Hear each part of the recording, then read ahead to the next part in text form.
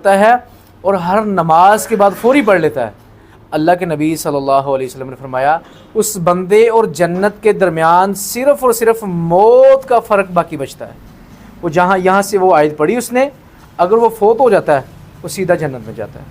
वो बड़ी अफजल आयत है और शैतान के लिए चुभने वाली आयत है।